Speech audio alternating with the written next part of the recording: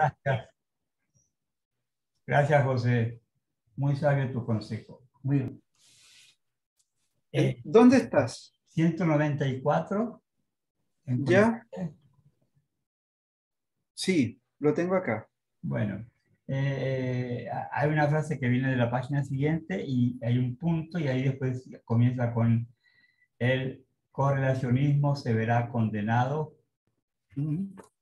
Sí, ok. Perfecto. Será condenado, en efecto, a recapturar esa diacronicidad del discurso científico según la alternativa que ha sido examinada con anterioridad. Dos puntos. Uno, sea que esta anterioridad no es efectivamente anterior a nuestra humanidad, sino a título de correlato de un pensamiento que no se identifica con nuestra existencia empírica. Entonces, procedemos a una perennización del correlato comparable a la perennización husserliana del ego trascendental, que se supone que sobrevive incluso a la muerte de todos los egos empíricos. Y acá hay un pie de página, el número 4. Hasta ahí habíamos llegado la vez pasada. Número 4. Acerca de esta perennización husserliana del ego, ver el texto altamente significativo de Husserl, ya que exhibe explícitamente la reducción tolemaica del galileísmo de la ciencia inherente a todo recorrido correlacional. Dos puntos. Lo archi-originario de la Tierra no se mueve. Punto. Investigaciones fundamentales sobre el origen fenomenológico de la espacialidad de la naturaleza. Cierra comillas. En la Tierra no se mueve. Madrid Complutense 2006. El libro se llama La Tierra no se mueve.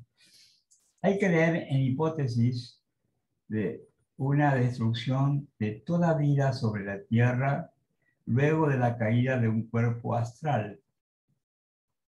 ¿Qué sentido pueden tener las masas que colapsan en el espacio, en un espacio previo en tanto que absoluto, homogéneo y a priori si la vida constituyente ha sido suprimida?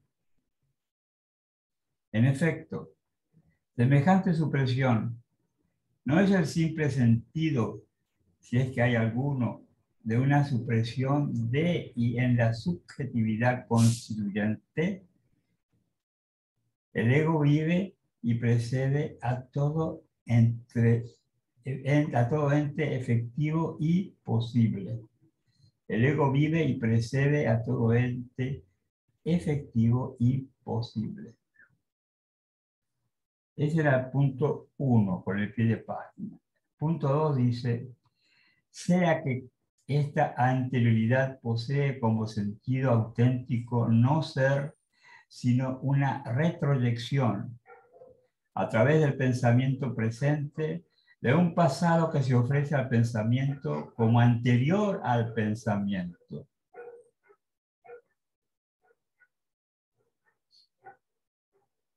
Y como la primera opción, la perennización del correlato equivaldría a un retorno a la metafísica, la absolutación de las determinaciones que se suponen primordiales de la subjetividad, el correlacionismo en sentido estricto terminará siempre en una retroyección de este tipo del pasado diacrónico a partir del presente vivo de su donación. De este modo, la esquicia de la modernidad que pretende que el tolemaísmo del pensamiento sea el sentido profundo del copernicanismo de la ciencia, enarbolará como forma suprema semejante pasado mareado, retomado y vuelto a utilizar de no pocas formas en el pensamiento. La esquicia se dice así, en su forma última, dos puntos. El sentido profundo del pasado antehumano es su retroyección a partir de un presente humano, él mismo históricamente situado. Mientras que la ciencia nos descubría con la matematización rigurosa de la naturaleza un tiempo capaz de arbolirnos o de hacernos emerger sin verse él mismo afectado, el tiempo filosófico redujo semejante tiempo a una forma derivada, vulgar, nivelada, de una temporalidad originariamente correlacional, de un ser en el mundo o de una relación con una historicidad que se supone originaria. Pie de página número 5. Claro que evocamos, pero no solo la concepción heideggeriana de la temporalidad. Hay que agregar aquí que la dependencia de Heidegger respecto de la fenomenología, dependencia nunca totalmente superada, parece haberlo constreñido a un correlacionismo de la finitud altamente problemático, porque hacía del mundo y de la relación con el mundo, de la naturaleza y del hombre, del ser y su pastor, dos términos esencialmente indisociables destinados a subsistir o quizá a perecer juntos. Podemos citar al respecto la siguiente reflexión, más bien enigmática y sin embargo elocuente. Me pregunto con frecuencia, desde hace mucho tiempo se convirtió en una gran pregunta para mí, ¿qué sería la naturaleza sin el hombre, así sea que ella auxilie a través del Hindurschwingen para volver a conquistar su propia potencia? Carta del 11 de octubre de 1931 a Elisabeth Blochmann en correspondencia avec Elisabeth Blochmann, París, Gallimard. Hindurschwingen. No tengo ni idea de qué es eso. Hindur es a través de Schwingen, no sé qué es. Okay. Si quieren lo puedo averiguar. Sí, podría ser quizás Wingen, ahí puede ser camino. Wigen, si es que viene de Wigen.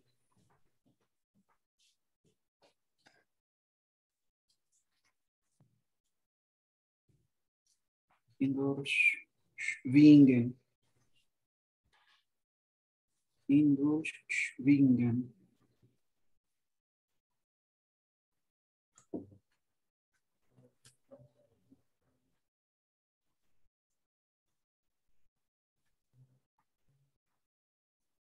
Podríamos comentar por mientras algo, ¿eh? Sí, si yo mientras busco, sí. Sí.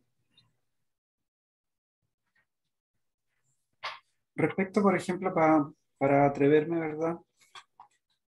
Al punto 1, me llama la atención esto, y esto, a ver, me voy a poner en cámara.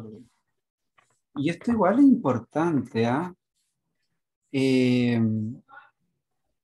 El ego trascendental que sobrevive a la muerte de todos los egos empíricos, porque hemos tenido varias preguntas, ¿verdad? Acá en ese sentido. O sea, ¿qué pasa si se mueren todos los egos empíricos, todos los existentes? ¿Verdad? Entonces hablar de un ego trascendental que sobrevive incluso a la muerte de todos los egos empíricos. Acá lo que no estoy entendiendo bien es cómo lo está poniendo, ¿verdad?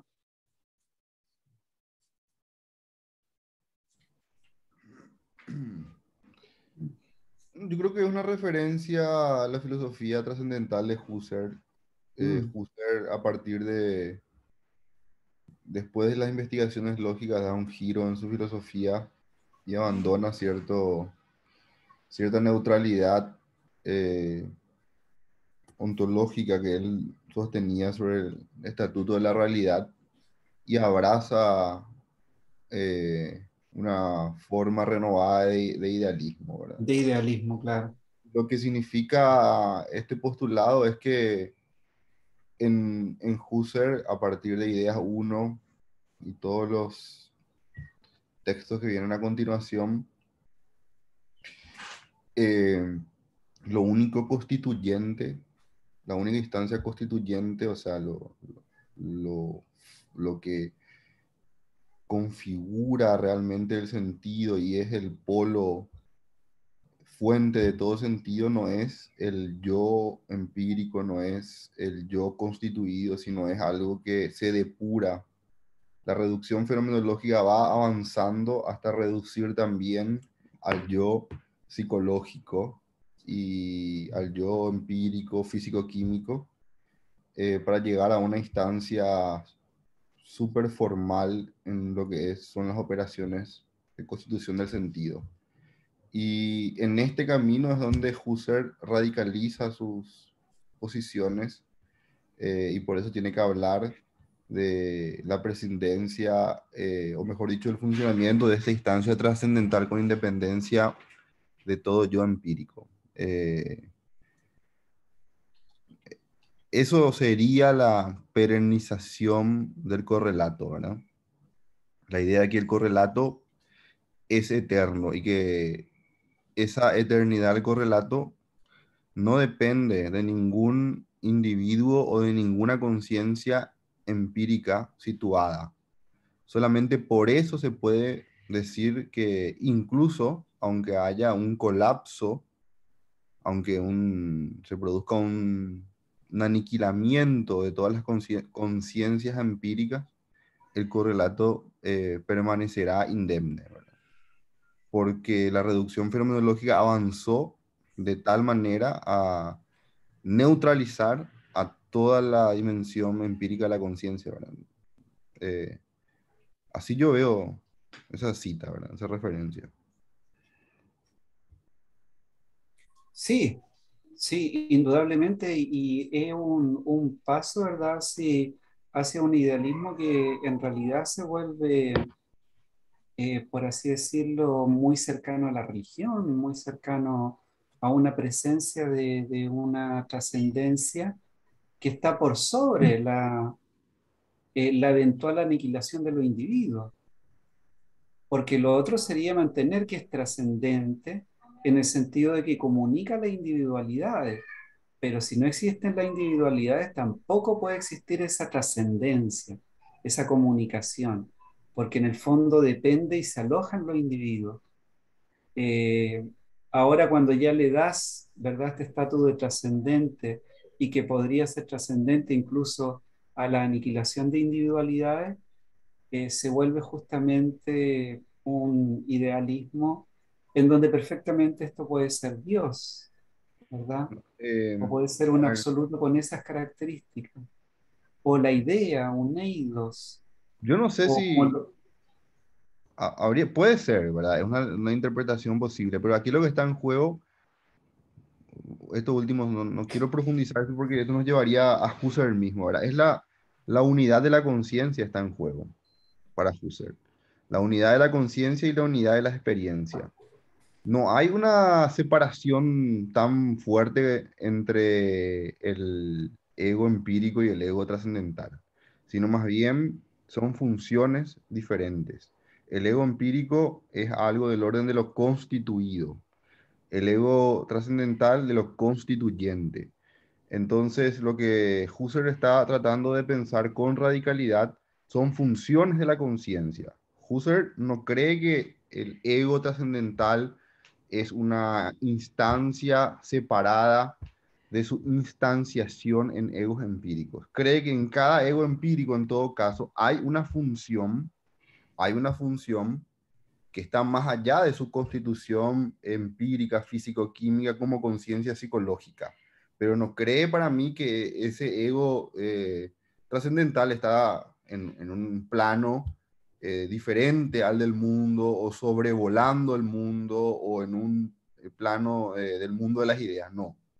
Sino que la conciencia, para ser conciencia y tener una unidad, tiene que ser más que una conciencia empírica, tiene que ser más que un complejo causal en el sentido de todas las legalidades físico-químicas o psicológicas que atraviesan nuestra conciencia. Tiene que haber una función que dé unidad a todo eso. Esa función es muy formal, está excede a cualquier conciencia y su idiosincrasia y su historia personal, y es lo que asegura la unidad de la experiencia, ¿verdad? Yo, por lo menos así, leo esta función trascendental, pero no es una hipóstasis para mí.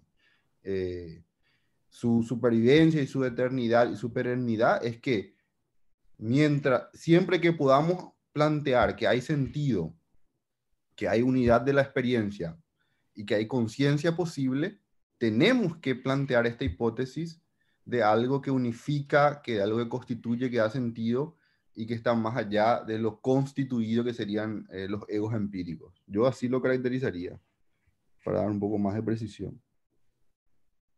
A ver, discúlpame, sería la toma de conciencia.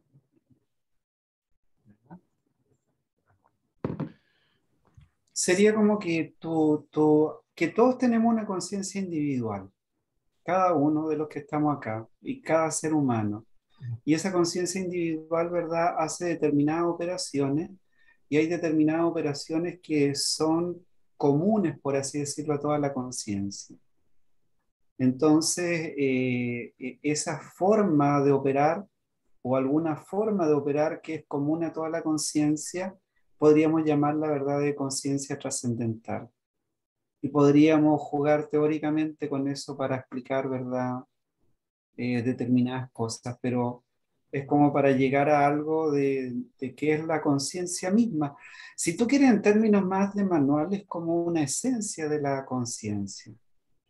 Sí. Una- Pero no es una esencia separada. En Husserl no es una esencia separada que esté desligada de su instanciación. No es una esencia que está en un plano más allá del mundo, yo diría. Sino que lo que hay que más o menos entender es que en cada conciencia empírica particular, en la conciencia de Aníbal, de César, hay algo más que la conciencia particular de esa persona. Hay una función que tiene un estatuto universal. Y esa función tiene que ver con operaciones que permiten que el mundo se presente como un mundo provisto de sentido. Eso es el ego más allá de los egos empíricos. Y habría que agregar ahí operaciones correlacionales, Totalmente. o el correlato mismo incluso.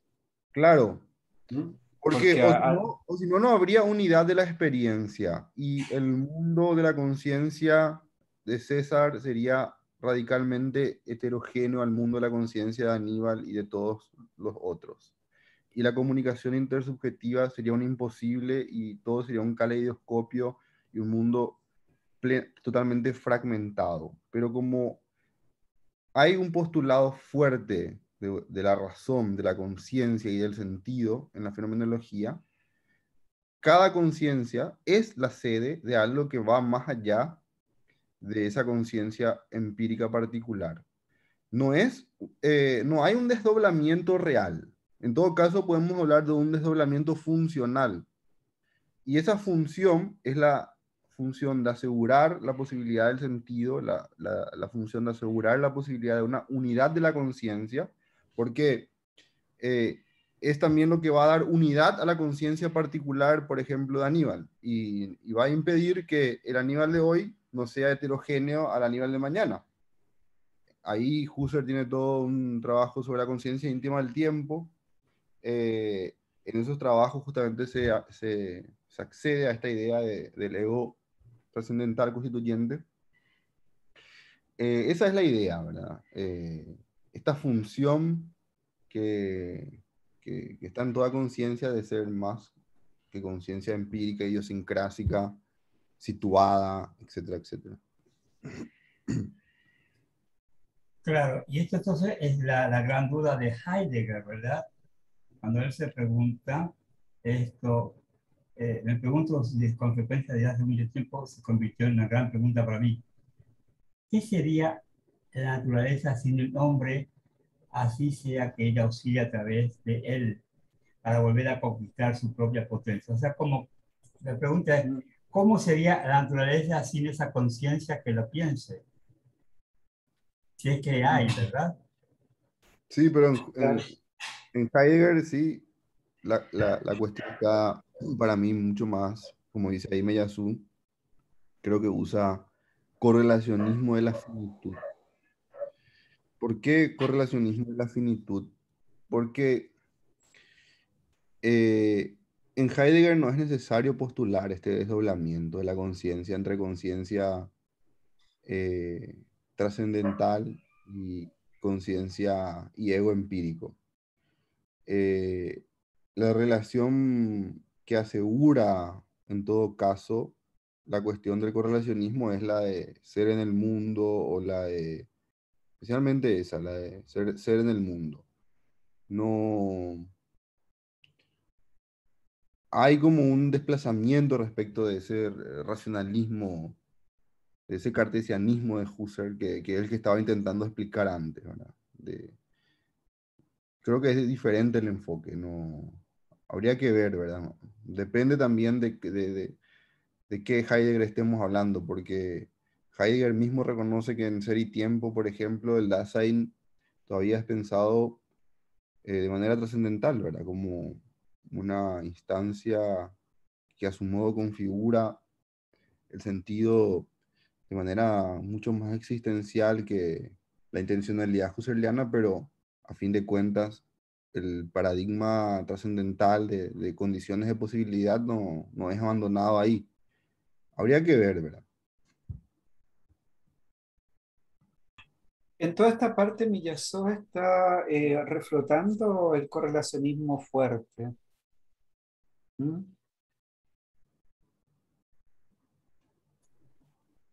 Esta retoma lo de la retroyección. Más o menos por ahí está viajando. ¿Y Continúo, qué ¿verdad? significaba?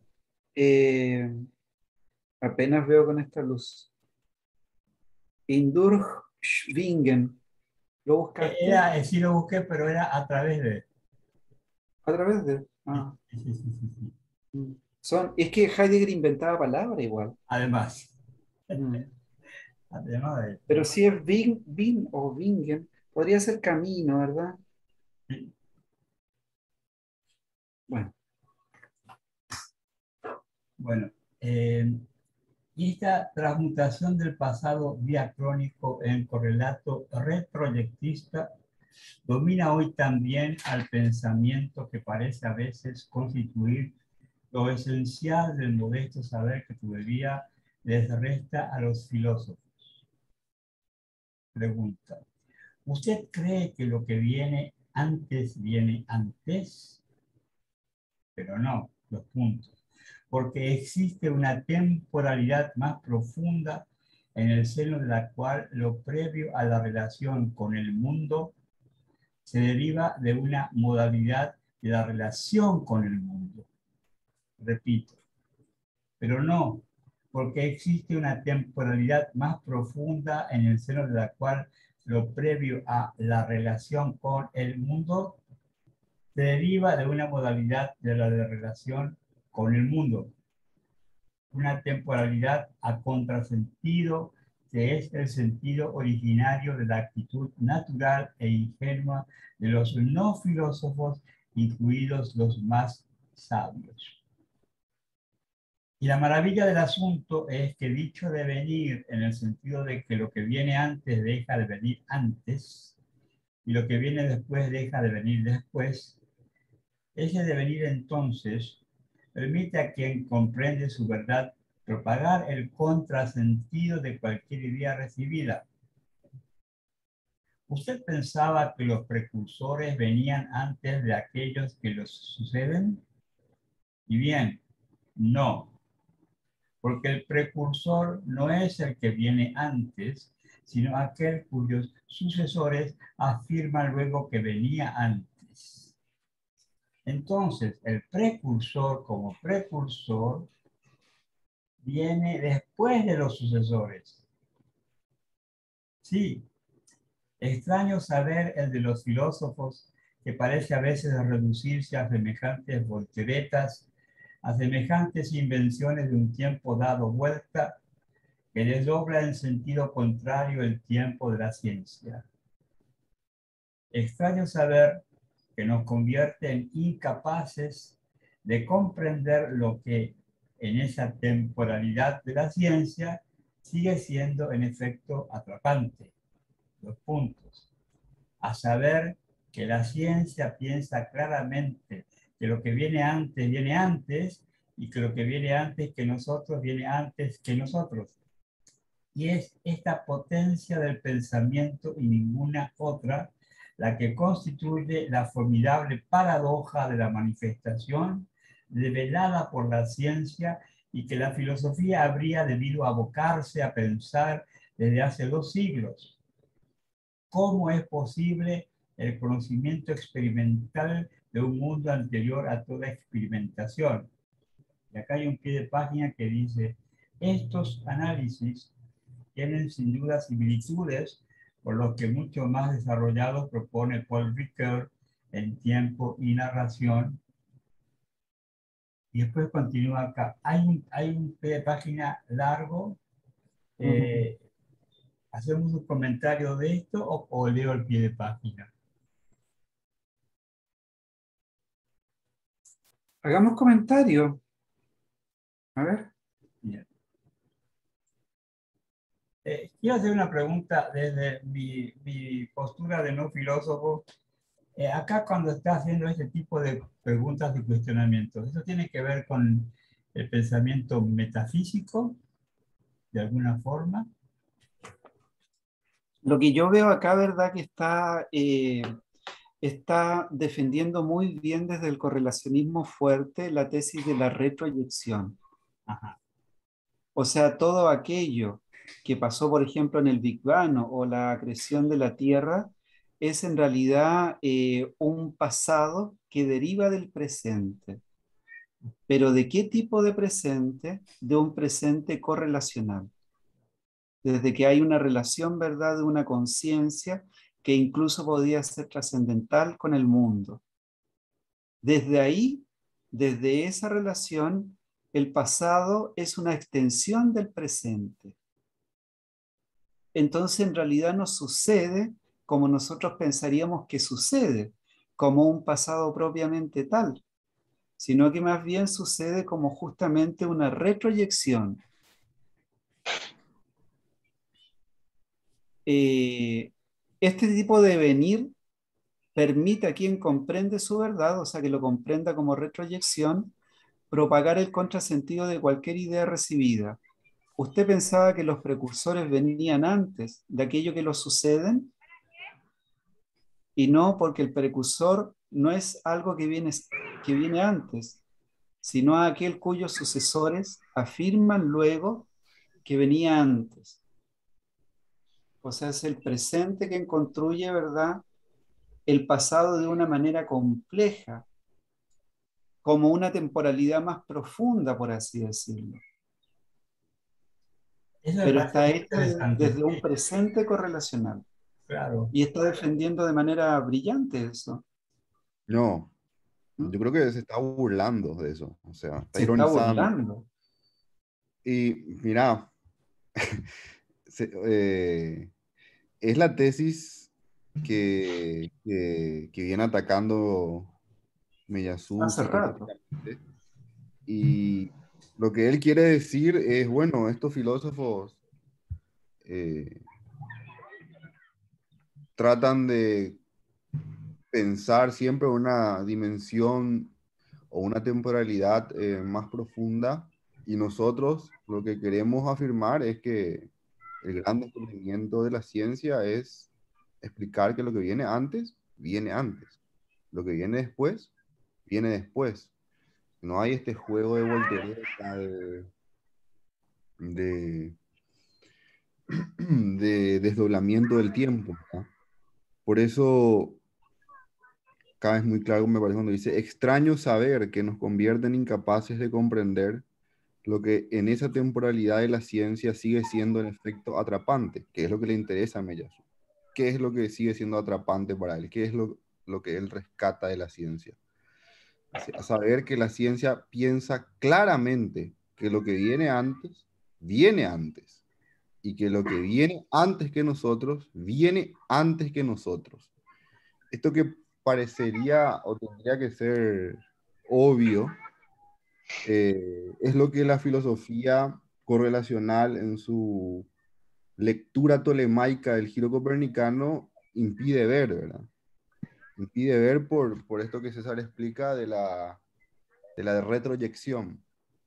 El adversario de Meillassoux es el correlacionismo y es todas estas operaciones de retroyección que buscan establecer que el valor de los hallazgos de la ciencia no es la temporalidad que ella descubre, sino la lectura que el filósofo hace de ella, ¿verdad?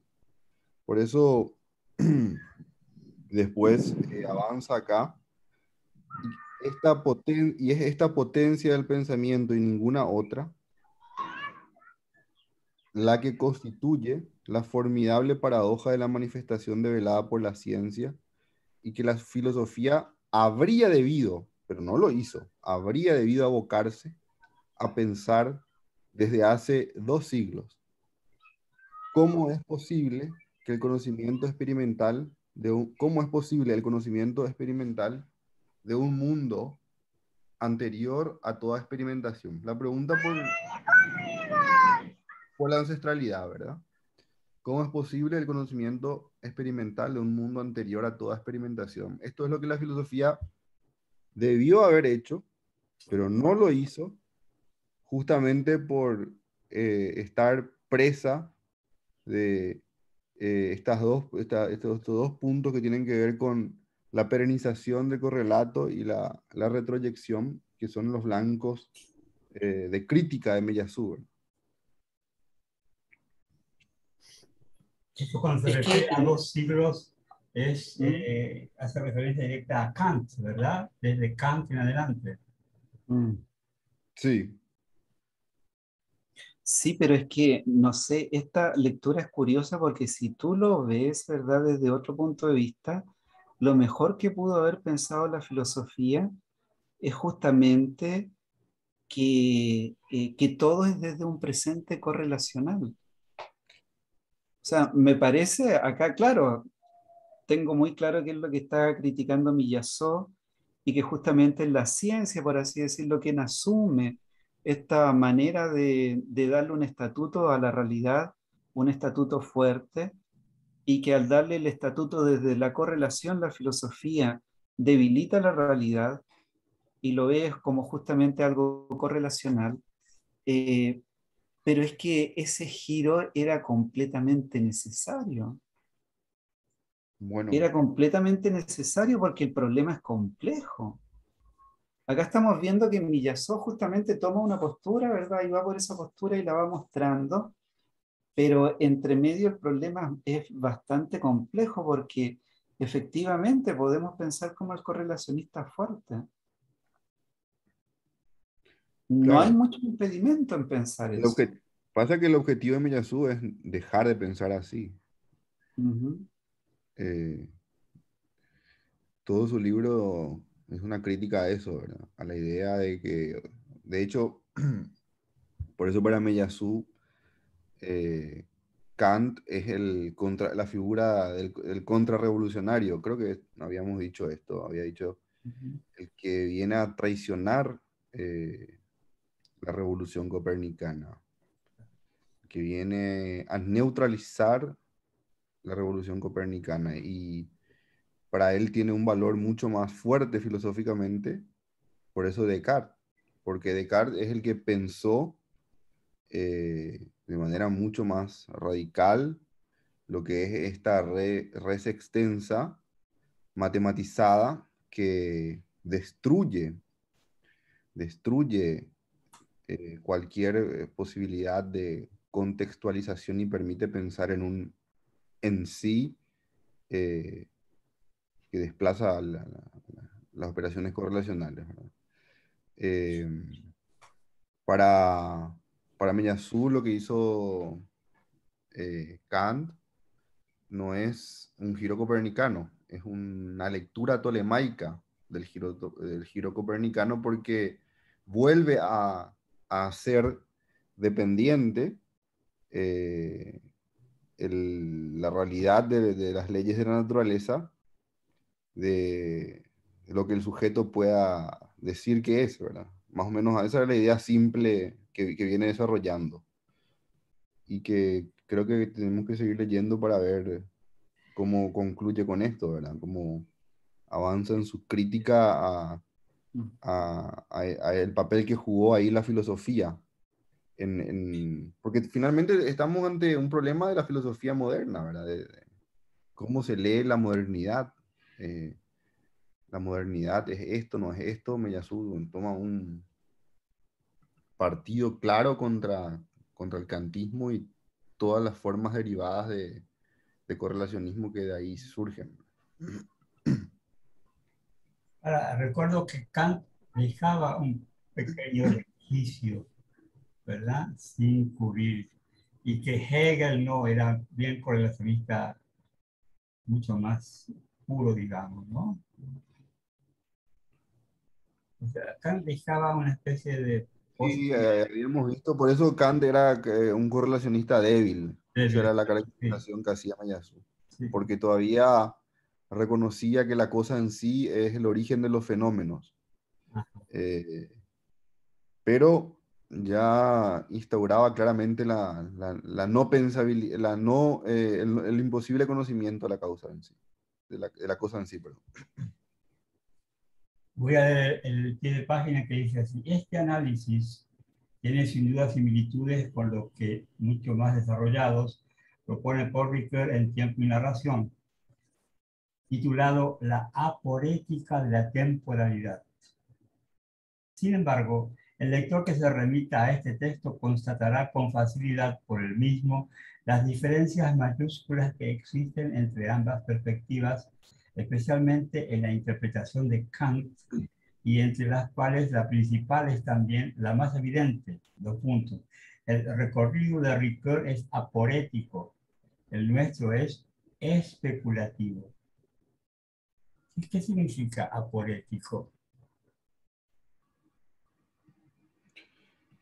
Y yo creo que yo no conozco, no leí el libro de Riquet, pero me parece que a lo que apunta acá Meyasu es que eh, en todo caso Riquet muestra en su análisis que esto que plantea César no tiene ninguna claridad, sino que es una aporía. O sea, si recordamos aporía, es un callejón o un camino Ah, bloqueado, ajá, ¿verdad? claro. Un camino bloqueado.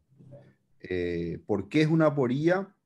Porque vos tenés que estar permanentemente desdoblando la temporalidad en otra temporalidad más profunda y por ese camino entras en una serie de contradicciones, contrasentidos. Vos le podés ver a esa aporía su carácter productivo o no, ¿verdad? Qué sé yo, se me viene este texto famoso en literatura de Borges, creo que él decía que hablaba en estos términos, ¿verdad? De que hay una invención de los precursores. No sé, por ahí Cristino recuerda mejor esto, ¿verdad? Hay una invención de los precursores, como que cada autor instaura con su obra los que le anteceden, ¿verdad? Sus precursores. Y esta es la idea más o menos que maneja el correlacionismo, ¿verdad? Que es desde determinado presente, desde donde se subordina todo el pasado, ¿verdad?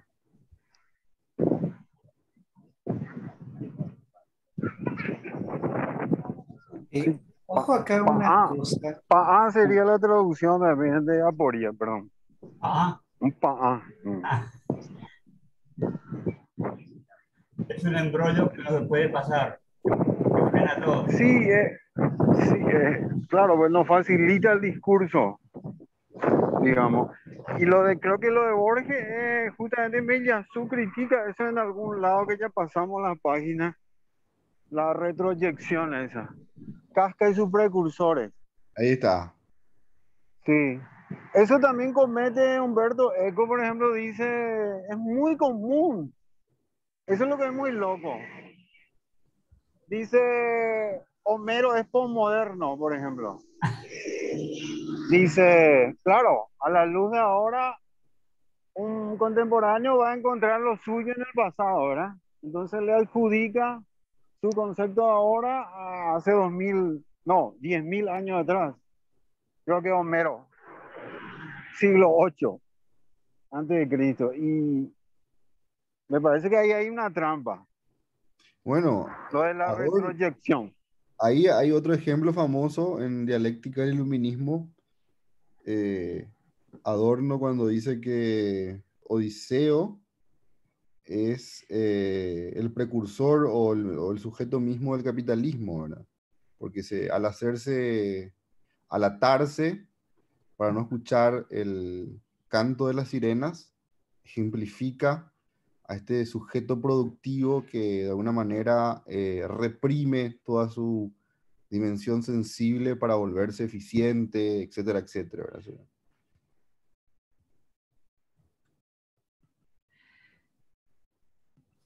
Pero yo creo, ¿verdad?, que eso mismo, para seguir un poco en el punto, afirma la retroyección.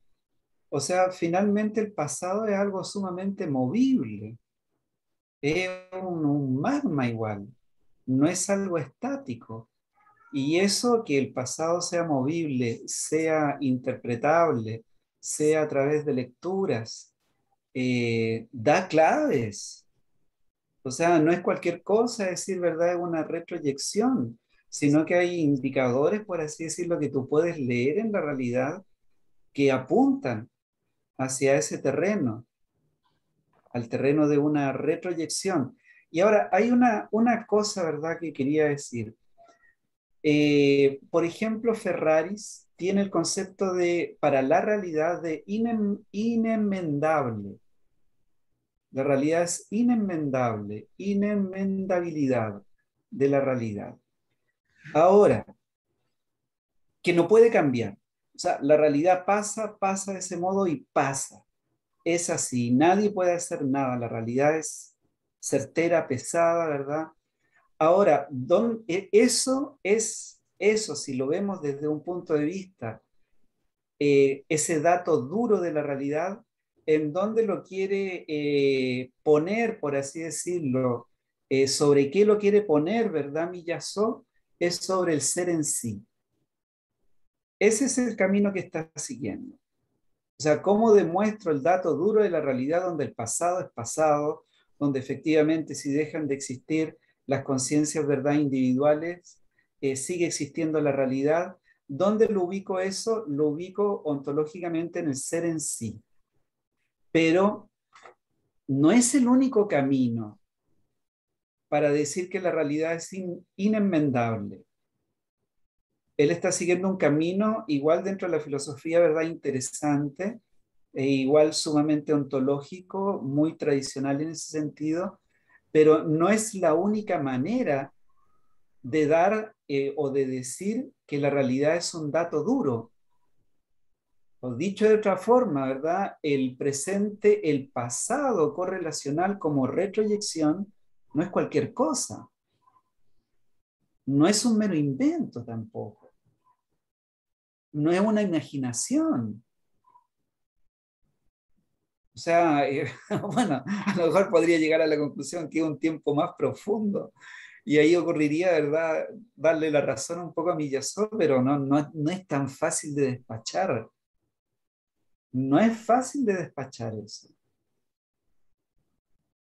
Y entiendo perfectamente que nos lleva a pensar a otro modo. Bueno, ¿cuál es ese modo en esencia? Un ser en sí. ¿Y quién se ha quedado pensando en eso? ¿Quién en realidad ha tomado el legado de Galileo? La ciencia. ¿Y quién empieza a abortar esto en la filosofía, que era la dedicada a pensar esto? Eh, Kant.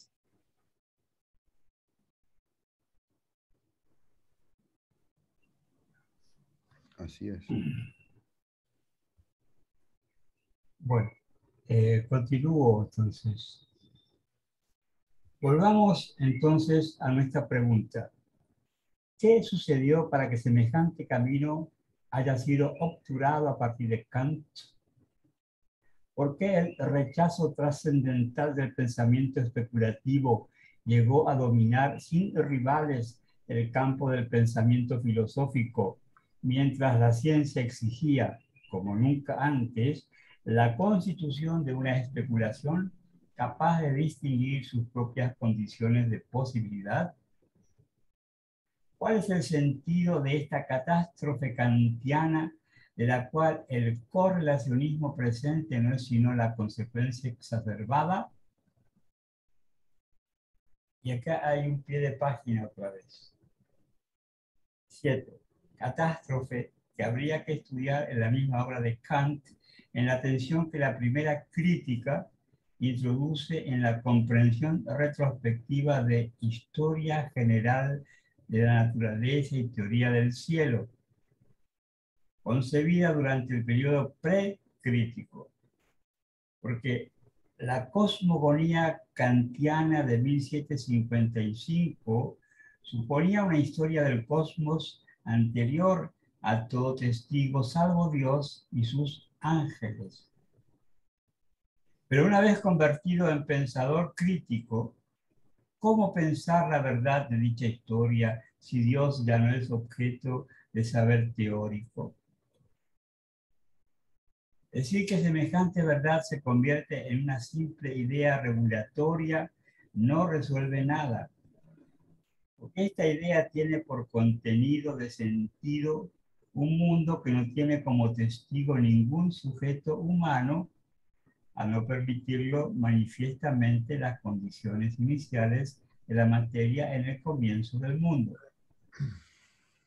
O bien, esta idea, en consecuencia, remite a un acontecimiento mecánico espacio-temporal sin un sujeto para el cual ese espacio-tiempo es la forma posible de una intuición y, por lo tanto, remite a un acontecimiento desprovisto de sentido por la crítica misma. O bien, contiene en su sentido mismo la presencia de un testigo eterno que le confiere estatuto de acontecimiento correlacional. Pero al quedar ese testigo después de 1781 fuera del alcance del conocimiento teórico, solo la razón práctica, garante moral de la existencia de Dios, es decir, solo la segunda crítica, permite dar todavía sentido a la cosmogonía. Descartes decía que un matemático ateo no podría estar nunca auténticamente seguro de sus demostraciones. Dos puntos. Habría que decir del mismo modo que un astrónomo kantiano que no tuviera suficiente moralidad para creer en Dios sería incapaz de fundar la validez de la ciencia. Acerca de las revelaciones entre la crítica y la historia general de la naturaleza de Paul Clavier, Kant, las ideas cosmológicas. Sobre el tema de el ideal regulatorio ahí en Kant, no sé si se escucha bien. Sí, se escucha bien. Me hace acordar que, claro, ahí Meiyasu está como echando el foco sobre lo regulatorio, ¿verdad? Que es una jugada así dudosa. Y sí, me acuerdo que hay un filósofo que se llama Weichinger, que es un neocantiano, que tiene un libro que se llama La filosofía del cómo sí, que parte directamente de esta idea del regulatorio. Está, pero no es, ¿verdad? Y ese libro fue leído, entre otros, por Nietzsche, y del cual saldrá el mundo como fábula, ¿verdad? Del Nietzsche ese, posmoderno después. Es decir, hay una conexión realmente, las críticas no son así al aire, al cohete. Me parece que hay conexiones de esa falsa crítica que se queda en los regulatorios, sale después la idea del mundo como fábula, decir el posmodernismo, ¿verdad? El todo vale, nada es verdadero. Y si hay una conexión ahí, realmente las críticas tienen su coherencia. En lo de Meñazú, digo. La crítica a la crítica.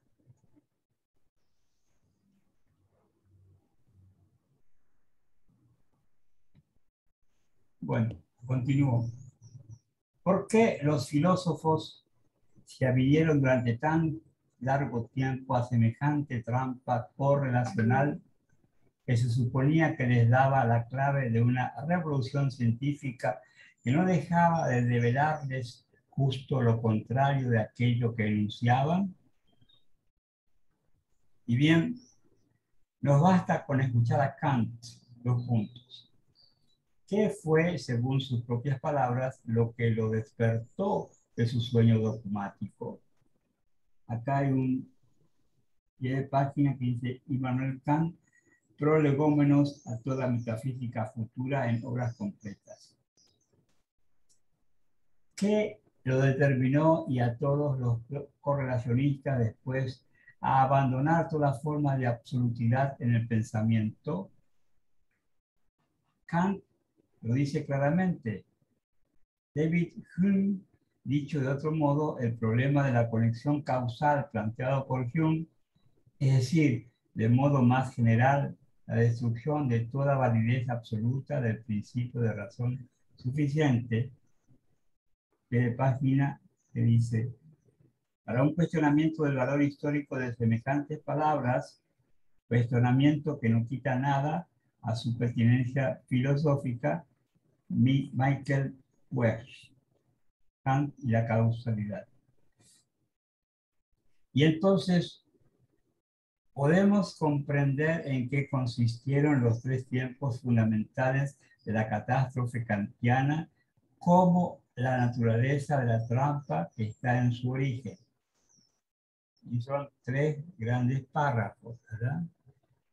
El número 1 dice así: el acontecimiento copérnico-galileano ilustra la idea de un conocimiento matemático de la naturaleza, una naturaleza desde ese momento despojada de sus cualidades sensibles.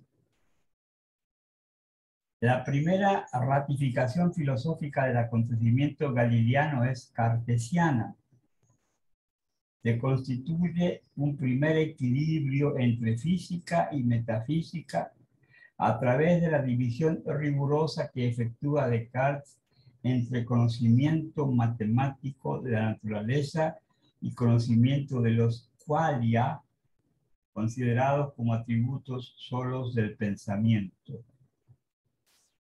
Descartes, en suma, ratifica que la naturaleza es sin pensamiento, entre paréntesis, y entonces también sin vida, puesto que ambos para él son equivalentes, y que el pensamiento puede pensar vía las matemáticas, semejante naturaleza desubjetivada. Pero este alcance absoluto de las matemáticas se funda en la demostración metafísica de la existencia de un Dios soberanamente perfecto, que se supone veraz y único capaz de garantizar la potencia de verdad de la nueva ciencia. Punto. Esto es el primer tiempo de la catástrofe kantiana. Sí, así exactamente, el primer tiempo. Bueno, Ahí me- antes del primer tiempo, solamente quiero hacer notar cómo en este caso Hume cuestionó el principio de causalidad. Es importante eso igual. O sea, y esto en un plano ontológico es realmente grave. Porque siempre cuando tocamos este punto yo nombro lo mismo, ¿verdad? Que esto ya lo vio Schopenhauer, lo vio, ¿verdad? Y lo denunció y lo criticó. O sea, ¿cómo es posible? Si está la realidad, si está la realidad, cómo la realidad llega al sujeto, cómo se produce esa correlación. Y Kant piensa en un primer momento, acá puede que me equivoque en este problema, ¿verdad? Que es complejo, pero Kant piensa que llega justamente por causalidad. Causalidad, o sea, el encuentro con la realidad causa el conocimiento. Pero si ahora el principio de causalidad es sometido, ¿verdad? Eh, no como algo necesario, o sea, le quita su necesidad, entonces, no sé, me pongo a pensar, ahí me confundo un poco, porque tal vez habría que distinguir un principio de causalidad más profundo, que es el impacto de la realidad en el sujeto, y un principio de causalidad que más bien funciona en la ciencia, y que en realidad eso es lo que probablemente esté poniendo en cuestión David Hume. ¿Mm? Me quedo por ahí, no sé. Esa era la primera, el primer tiempo. 2. Ahora bien, la perduración del acontecimiento Galileo, al demostrar que todas las formas antiguas del saber metafísico eran falaces, demuestra también la vanidad de toda fundamentación metafísica de la física. En efecto, el acontecimiento galileano no reside solo en la desubjetivación matemática del mundo, sino en la destrucción de todo saber a priori del ser así. La idea de que podríamos adquirir un saber definitivo y necesario sobre lo que existe en este mundo y no solo restituirlo como un hecho, se erosiona a medida que la ciencia demuestra su capacidad para destruir los saberes antiguos, así hayan sido saberes avanzados como los remolinos cartesianos en el nombre mismo de la ciencia nueva. El acontecimiento Hume es de este modo la segunda ratificación filosófica del acontecimiento Galileo, bajo la forma de la demostración de la invalidez de toda forma metafísica de la racionalidad, es decir, de la invalidez de la absolutidad del principio de razón. 2 puntos. El saber debe renunciar a toda forma de demostración que apunte a establecer a priori lo que se da así, que lo que se da así deba incondicionalmente ser así. El ser así del mundo no puede sino ser descubierto por el rodeo de la experiencia y no ser demostrado como absolutamente necesario.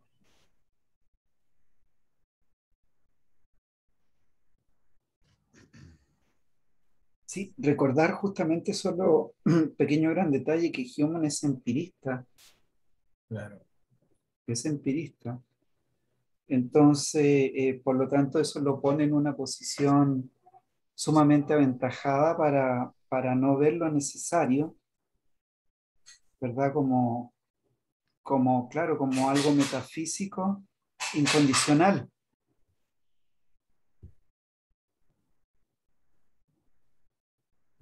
Ese empirismo de Hume también deja una puerta abierta a otras cosas, ¿verdad? O sea, aquel ejemplo de que mañana va a amanecer porque siempre amaneció, pero no hay una certeza, ¿verdad?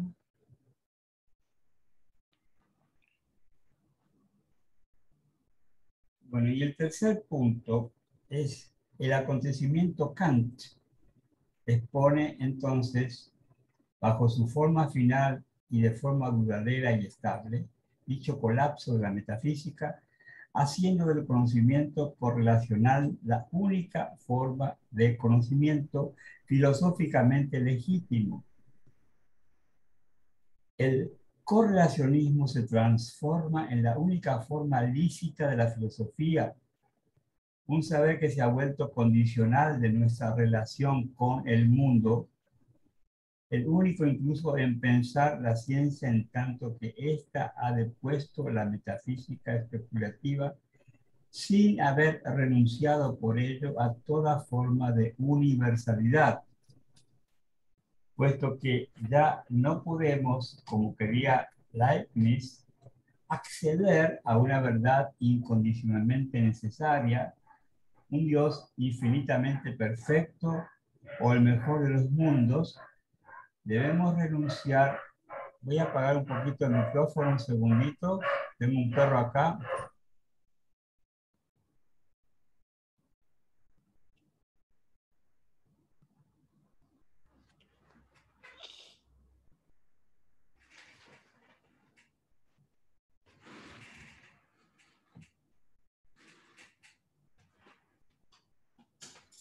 Bueno, ahora se calmó el perro.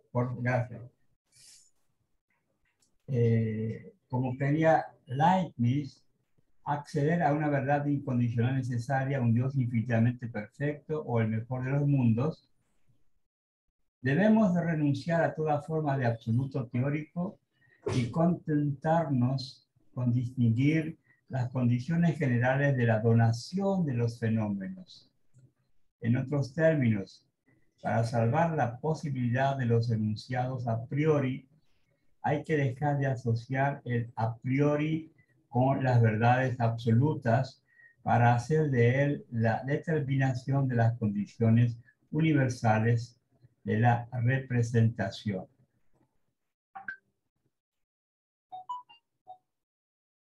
Y la trampa que preside esta catástrofe se revela así como lo que hemos denominado la implicación desabsolutoria, a saber, que del fin de la metafísica al fin de los absolutos, la consecuencia ha parecido imparable. Puesto que la ciencia nos ha convencido de que toda metafísica era ilusoria, y puesto que todo absoluto es de tipo metafísico, entonces nos hace falta, para pensar la ciencia, renunciar a toda forma de absoluto. Y por allí mismo nos es preciso renunciar a la creencia en el alcance absoluto de las matemáticas, alcance absoluto que revelaba en verdad la esencia misma de la revolución que aportaba la ciencia moderna al pensamiento. La catástrofe kantiana en la cual continuamos manteniéndonos consiste entonces en el renunciamiento a toda forma de absoluto, al mismo tiempo que a toda forma de metafísica.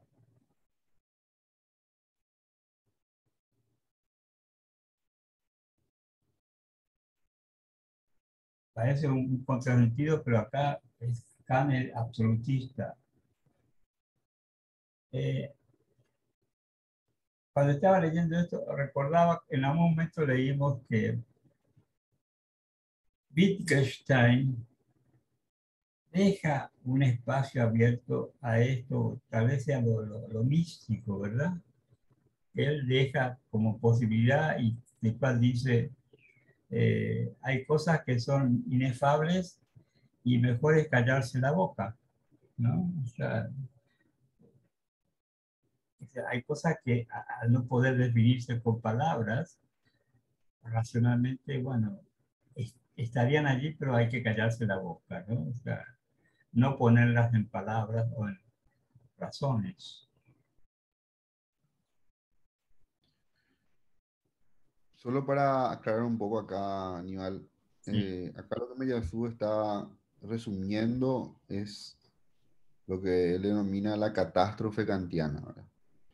Y la catástrofe kantiana se puede resumir a dos puntos. La consecuencia de la filosofía kantiana es, por un lado, descalificar la metafísica tradicional, y era una metafísica que no necesitaba pasar en primer término por la experiencia para asegurar el conocimiento.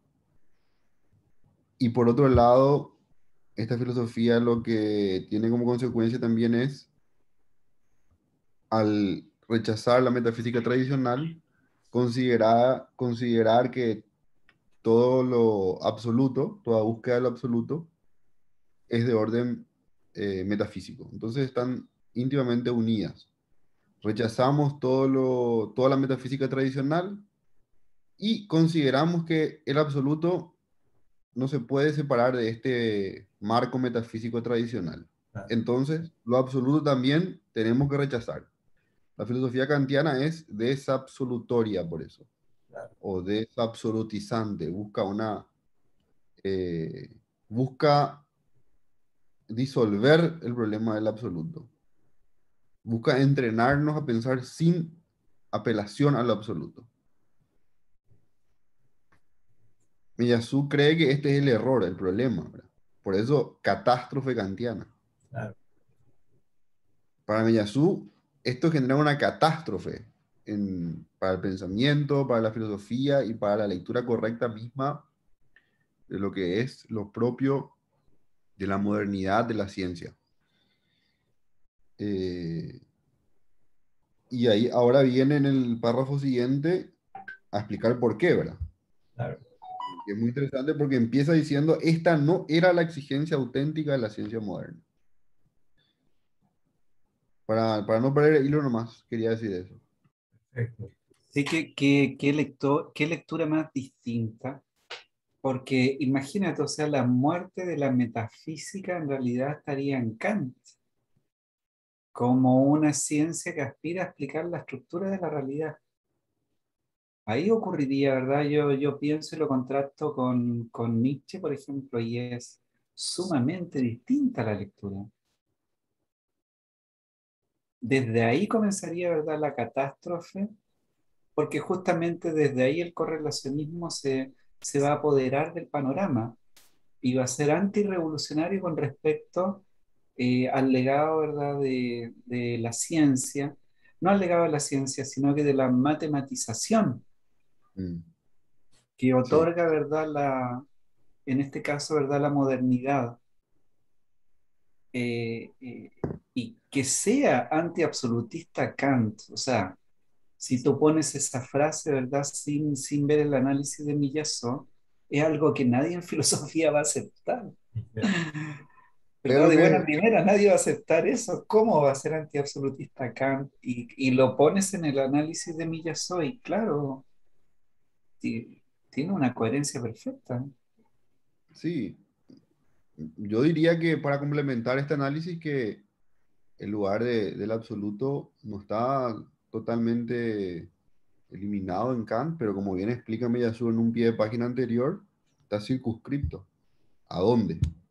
Está circunscripto no a la razón pura que conoce, sino a la razón práctica que actúa. El absoluto va a ser trasladado del orden de la metafísica y conocimiento y situado en el orden de la moral y de la acción. Sí, Esa exacto, es la operación de Kant.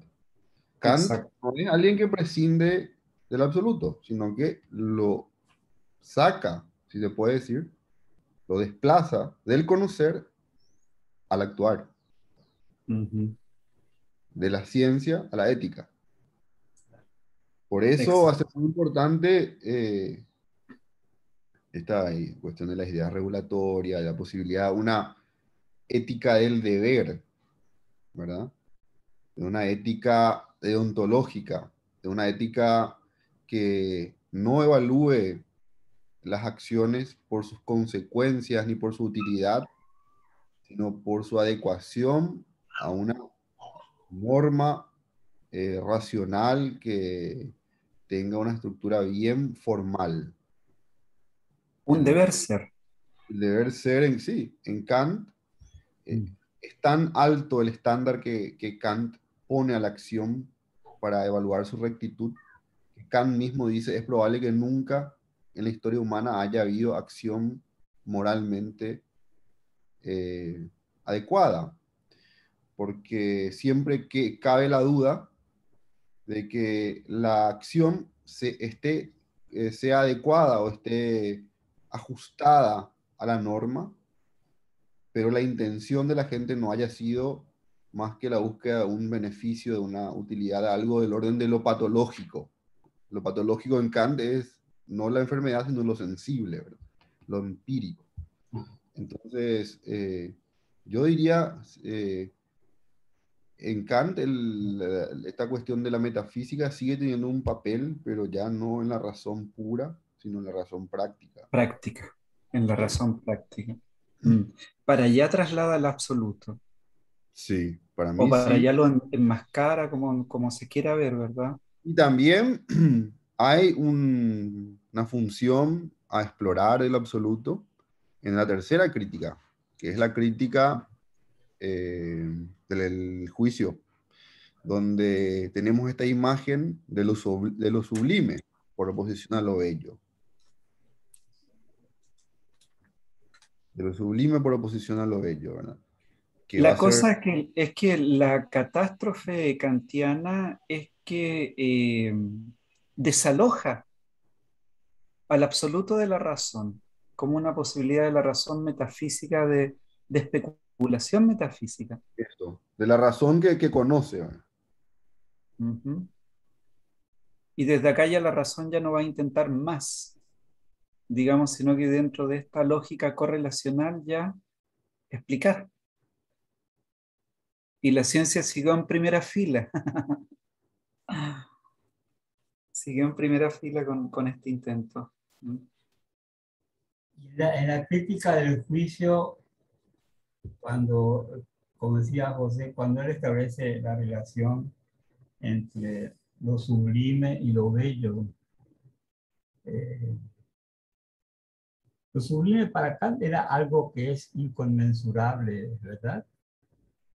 Incapaz de comprender esa grandeza, algo así, ¿no? Sí, exactamente. Es notable todo esto porque creo que en la tumba de Kant dice, eh, dentro de mí la ley moral y sobre mí el cielo estrellado o algo así me parece que, ¿verdad? O sea que, digamos, un hombre, para él el hombre es un ser ético, básicamente. Y lo del cielo estrellado sería algo como que, no sé, está ahí, pero está ahí, no sé.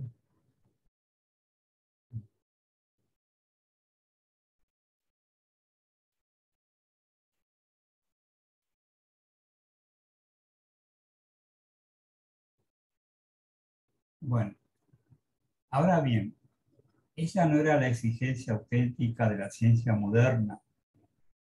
Por su capacidad para hacer que todos los saberes antiguos colapsaran, la ciencia moderna, es cierto, nos ordenaba dejar de creer que un saber podía demostrar que una realidad determinada debía ser así, absoluta, y necesariamente más que de otra manera.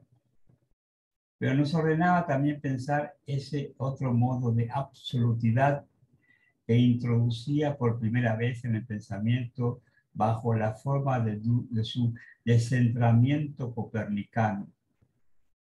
Y así es como, para pensar el hecho galileo-copernicano de la ciencia sin desnaturalizarlo más, necesitamos pensar, como hizo Descartes, el alcance especulativo de las matemáticas, pero esta vez sin pasar, como él, por la pretensión metafísica de demostrar la existencia de un ser perfecto que se supone el único capaz de garantizar el modo original de la verdad.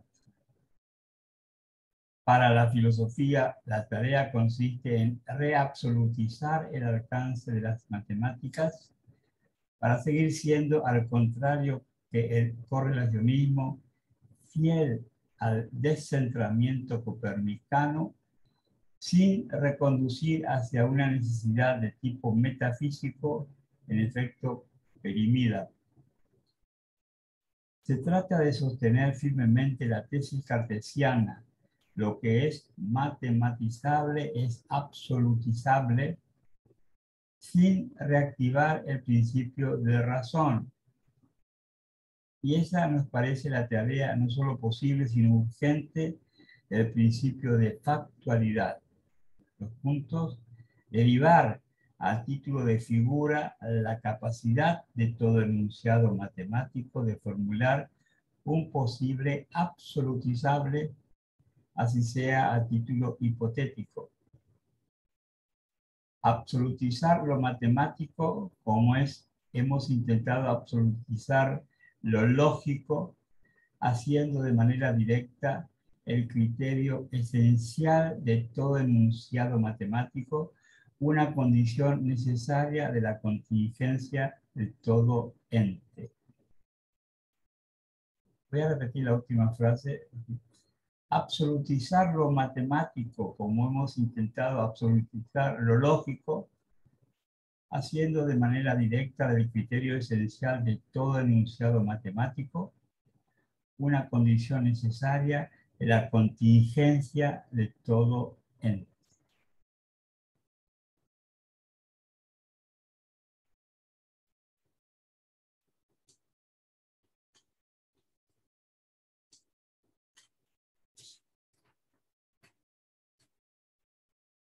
Entonces entendemos en qué debe consistir una reformulación especulativa de lo que denominaremos esta vez el problema de Kant, a saber, los puntos. ¿Cómo es posible una ciencia matematizada de la naturaleza? Este problema se descompone para nosotros en otros dos que ponen cada uno en juego el alcance especulativo de las matemáticas, pero de manera diferente. Primero, la resolución especulativa del problema de Kant supone la resolución factual, del problema de lo ancestral o de la diacronicidad, a saber, establecer que todo enunciado matemático, en tanto mismo que es matemático, es no necesariamente verdadero, sino absolutamente posible. Establecer, derivándola del principio de factualidad, la tesis ya enunciada, dos puntos, lo que es matemáticamente pensable es absolutamente posible. Ese era el punto primero. El punto 2 dice, pero además, y aquí volvemos a nuestras consideraciones acerca del problema de la conexión causal, el problema de Kant supone una resolución especulativa y ya no solamente hipotética del problema de Hume. Porque hay que establecer de igual modo la legitimidad que hay en suponer que la estabilidad de las leyes naturales, condición de toda ciencia de la naturaleza, es absolutizable. Si las ciencias experimentales son posibles, en efecto, es en razón lo que hemos dicho de la estabilidad de hecho de las leyes de la naturaleza. Pero comprendemos ahora que esta estabilidad debe ser establecida como un hecho independiente del pensamiento si queremos escapar decisivamente del ptolemaísmo contemporáneo. Se trata entonces de establecer que las leyes de la naturaleza extraen su estabilidad factual de una propiedad de la temporalidad ella misma absoluta, una propiedad del tiempo indiferente a nuestra existencia, a saber, la de intotalización de sus posibles. Ahora bien, esto equivale otra vez a establecer el alcance especulativo de las matemáticas, pero de un modo diferente a como lo hicimos más arriba. Dos puntos. Aquí ya no se trataría de derivar el alcance absoluto, aunque hipotético, de cualquier enunciado matemático, sino el alcance absoluto y esta vez incondicionalmente necesario de un teorema particular, el que permite sostener la intotalización de lo transfinito.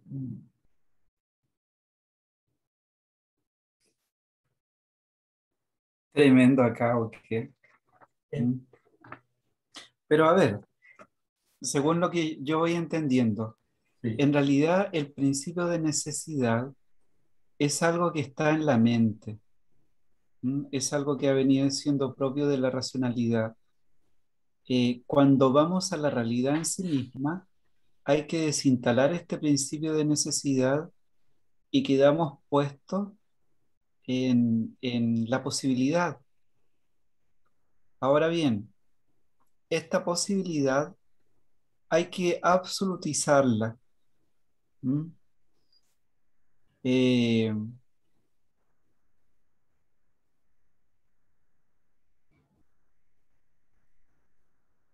Dice, por ejemplo, se trata entonces de establecer que las leyes de la naturaleza, que entre paréntesis, que nosotros hemos venido comprendiendo como necesaria, extraen su estabilidad factual de una propiedad de la temporalidad, ella misma absoluta, una propiedad del tiempo indiferente a nuestra existencia, a saber, la de la intotalización de sus posibles. O sea, el absoluto es una bajo, si le quitas la cualidad de necesidad, pareciera que el absoluto es una intotalización de los posibles.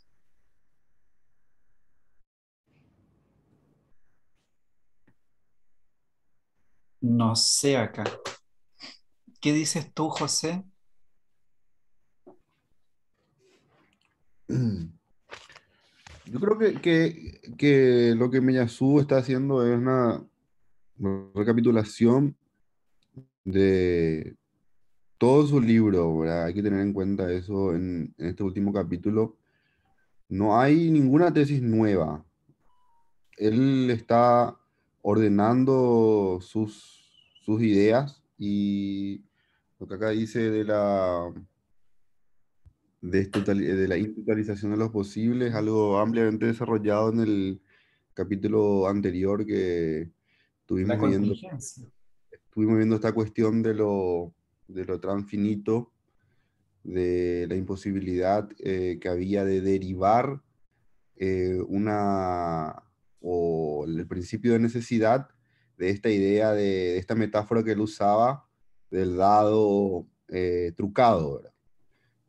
Ahí la cuestión era por qué el dado siempre caía, dado que supuestamente el mundo tenía una serie finita de posibilidades y siempre caía. Una de las caras, nosotros decíamos, las leyes de la naturaleza nos muestran claramente que hay una necesidad en su origen, porque siempre se mantienen y no hay una desorganización. El fundamento implícito de ese tipo de razonamiento de necesitarista es que la totalización de los posibles es una realidad. Lo que Cantor y otros ayudan a Meyazu a criticar esta idea es que la teoría de los conjuntos te ofrece la posibilidad de ver que los posibles nunca son totalizables y por lo tanto tenés que buscar otro fundamento a que haya estabilidad. Ya no podés decir que hay estabilidad porque uno de los posibles siempre resulta el elegido. Entonces, a mí me parece que él simplemente está volviendo a mencionar esa conclusión que ya obtuvo en el capítulo anterior, la idea de que la contingencia o la imposibilidad de totalizar lo posible no deriva en algo diferente a la estabilidad, no deriva en una desorganización, no deriva en la permanente amenaza de una destrucción de la realidad, porque ese es el argumento contra la idea de postular a la contingencia como lo absoluto. Cuando uno postula la contingencia como absoluto, la objeción inmediata es, pero entonces no habría unidad de la experiencia, no habría unidad de la realidad, no habría unidad del tiempo y viviríamos en una permanente amenaza que sería angustiante y además impediría la posibilidad misma del conocimiento. Y no habría ni filosofía, ni ciencia, ni nada. Claro. Entonces, lo que está haciendo Miyazaki acá es recordar nada más cómo esa manera de razonar tiene presupuestos filosóficos equivocados y cómo la idea de transfinito, la idea de que no hay posibilidad de totalizar los posibles, ofrece otra lógica. O sea, yo diría eso, ¿verdad? O sea, la imposibilidad de que la contingencia sea un absoluto, sería, ¿verdad? Que sería Un absoluto necesario. Que Ah, sea que la contingencia sea un absoluto necesario. necesario, ¿verdad? Claro. La contingencia es un absoluto intotalizable, transinfinito. Sí. ¿Mm?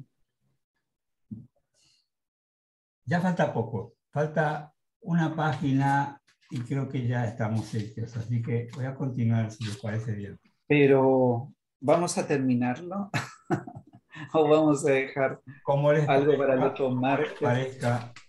¿Les ¿Qué les parezca? parece? ¿Y dónde está Cristino? A ver, ¿Cristino está oscurecido o qué onda? Ahí vamos a ver si tenemos que terminar o no. No, yo creo que podemos dejar para el otro. Podemos dejar, ¿verdad?